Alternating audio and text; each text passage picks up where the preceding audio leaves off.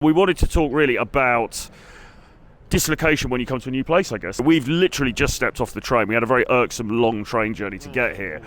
And here we are, and we're walking down the street. We checked in the hotel, we're walking down the street. We are going to get something to eat. And, you know, it's literally coming to a new place and having to sort of accustomize yourself to that new place. Now, actually, in Lublin, where we were just before, when we first got there, it's always the way, isn't it? We first got there, had a walk around. It was like a Tuesday afternoon or something, and it was a bit like, this is, is this going to be any good?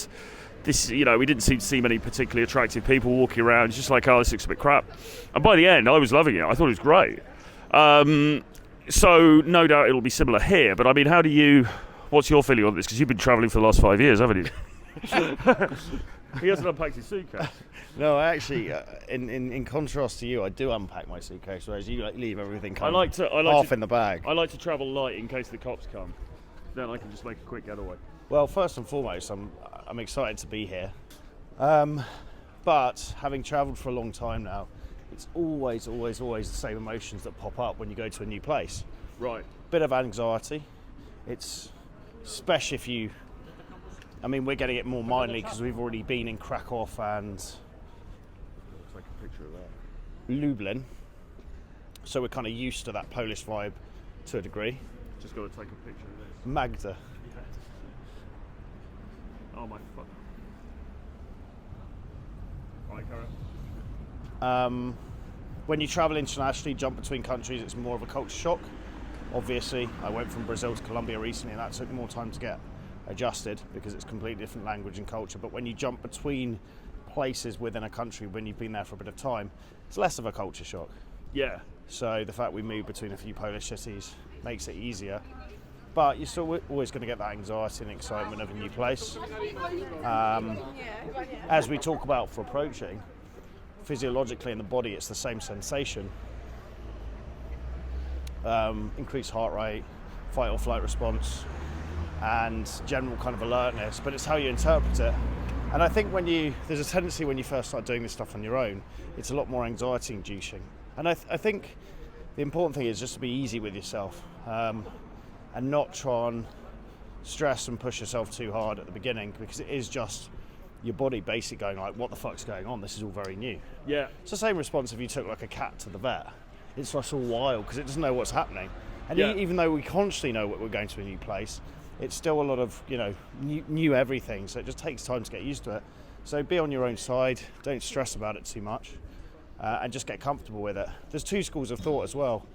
I mean, often in Colombia when I was travelling around with Ege, we'd get off the plane and we'd immediately try and do an approach. Right. Because we try and break ourselves in. So, I mean, we've come out for a walk. We could have done that thing of sitting in the hotel and kind of just going to bed. Because travelling is tiring, weirdly. Yeah. And obviously going to a new place is a little bit stressful. But we didn't. We decided to have a walk out, record a video, so it helps with that social freedom level because people are obviously watching at us.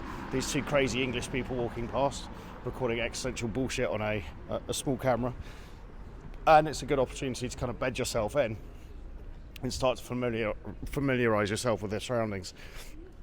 If you're travelling with someone as well, I mean, it's quite obvious, isn't it? But it's a fuckload less stressful and easier because you're both in it together, or whoever you're with is in it together.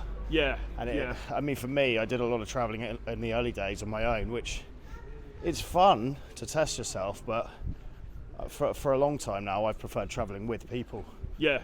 Well, I think if I'd have turned up tonight on my own, because I was quite a bit tired after the journey and stuff like that, probably called it a day, put the kettle on, cup of Earl Grey, bit of LBC on the radio, job's a good one. But instead, we've come out, and it's still quite early, really. We're not going to have a late night by any means. But it's a nice evening and we're starting to get our bearings and everything. I mean, what about the thing of, without putting this crudely and offending our many female viewers that we now have, but what about the thing when you get to a new place and you look around and you think, actually, I'm not sure whether the quality is as I expected. So what do you think about that? Because often you get proved wrong, don't you? Yeah, I mean, we're out on a Tuesday evening having a prowl. It's not the nicest day. I mean, it's quite clear skies, but it's not particularly... hot or whatever. We're on the main street, it's quite quiet, but I mean we're in a kind of, I guess, a large city, probably fourth or fifth in terms of size in Poland, but it's obviously on a Tuesday evening. I mean, it's not going to be particularly busy. As we go on, the Wednesday, Thursday, Friday, Saturdays, it's just going to get busier and busier. Yeah. And actually, it's a good point. That's one of the reasons we try to travel on a Tuesday or Wednesday, so that we get in and give ourselves a little bit of time to get used to things, knowing that the busier days are always going to be towards the end of the week. Yeah. I mean, nearly everywhere you go, even somewhere like Berlin, where people think, oh, it's an amazing party city, which is true, and there is stuff going on every night. But really, even there, you want to be there on the weekend. If you're there on a Monday night, there's a couple of parties on, but it's not like everyone's out raging, you know. So somewhere like this, which is, you know, kind of second or third tier city in Poland. I mean, the party's not really going to kick in until the weekend, but I'm looking forward to it, man. I mean, I think like you're saying, this is going to be really good. We've got some really beautiful looking buildings around. Let's have a look at this.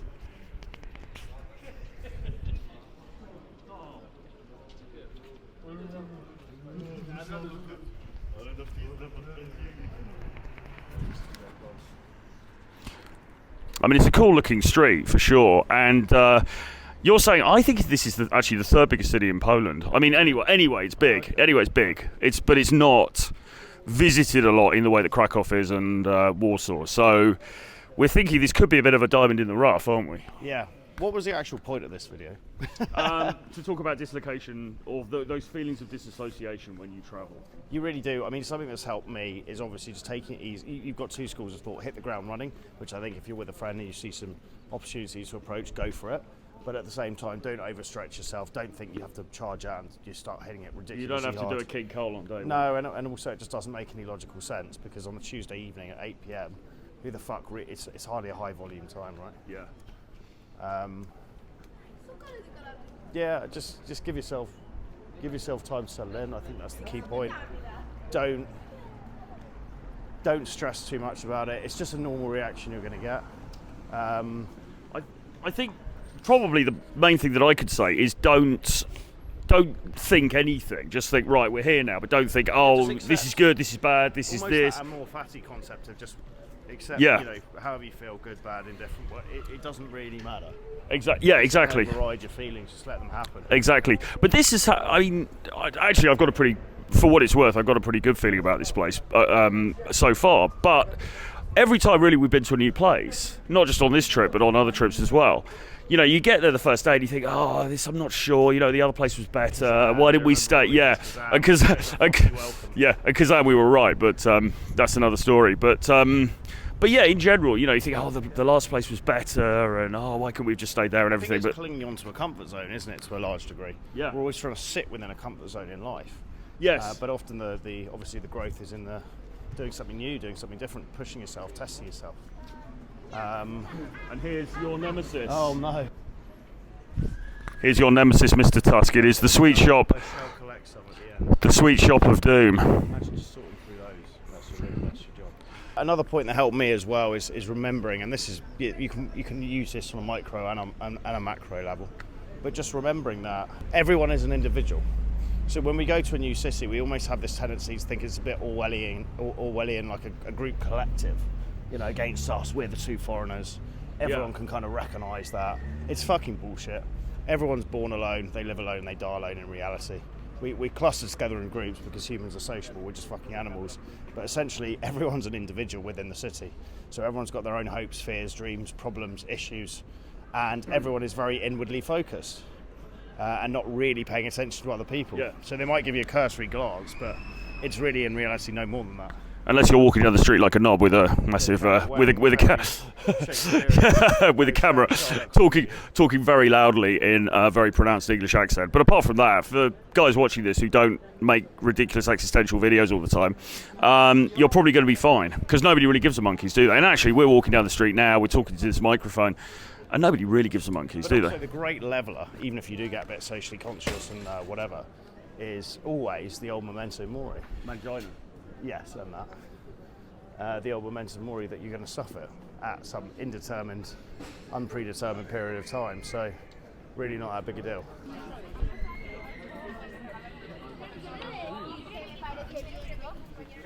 It's a looking place. All right, guys, so we found the restaurant and we've sat down, and basically that's it, really. It can be kind of disorientating when you travel, but the rewards are rich, are they not? Richer than a... Richard Cooper. Richer than Richard Cooper. Yeah, they are indeed. We've got a very, shall we say, Horny. horny, larger woman staring at us from across the room. Can we spin it around? Yeah.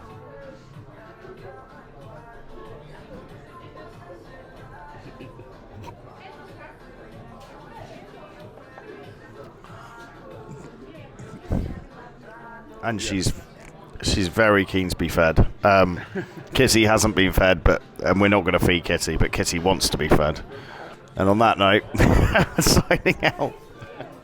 If you would like to get your dating life sorted out and really kickstart your journey in terms of cold approach and just being able to walk up to people and start conversations and have a great time, then you need... She was competing with Hilda and the Pet Shop Boys over there. So I entirely forgot where we're on to. We got all the dates wrong and everything, didn't we? Kissy needs to be fed. All right, 28th. So 30th till the 3rd, Warsaw Weekend 1. 7th to the 10th, Warsaw Weekend 2. Gdansk, 14th to 17th. Yeah, those are the dates. Come get it. We're here. We're going to be smashing it. Not much else to say. It's going to be through the roof. And judging by the reactions we're getting in this restaurant, well, you know, the sky's the limit. So come and join us out here, guys. It's going to be a lot of fun. And yeah, see you soon. See you in the next video. Bye-bye.